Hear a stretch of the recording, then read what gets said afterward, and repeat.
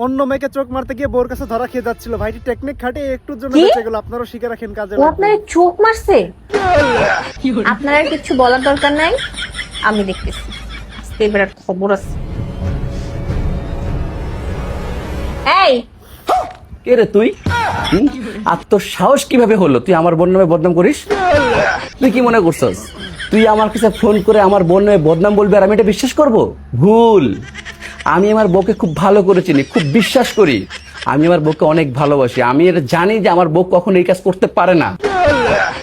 তুই আমাকে ফোন করে বলবি আর আমি তোর কথা শুনে আমার বউকে গালাগালি করবো অনেক, না? তুই কি মনে করছিলি? আরে আমার বউকে তোর বউর মতো নাকি? আমার বউ আমাকে অনেক ভালোবাসে, অনেক বিশ্বাস করে। আমিও আমার বউকে অনেক বিশ্বাস করে, অনেক ভালোবাসি। কথা বলছ নাই?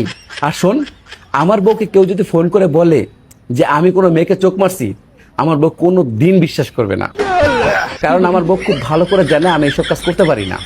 আমার বউ আমাকে বিশ্বাস করে, আমি আমার বউকে অনেক বিশ্বাস করি। আর শোন, আমাদের ভালোবাসা আমাদের ঠুনকো না।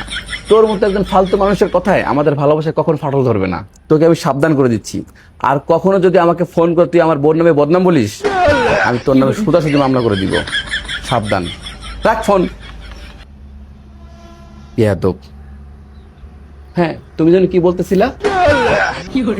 বলতেছিলাম যে, এই ঘরটা ঝাড়ু দে, ঘরটা ঝাড়ু দে। বলতেছিলাম যে চা খাবা, চা বানাই দিবা এক কাপ? আচ্ছা, ঠিক আছে, দিও এক কাপ। আচ্ছা ঠিক আছে।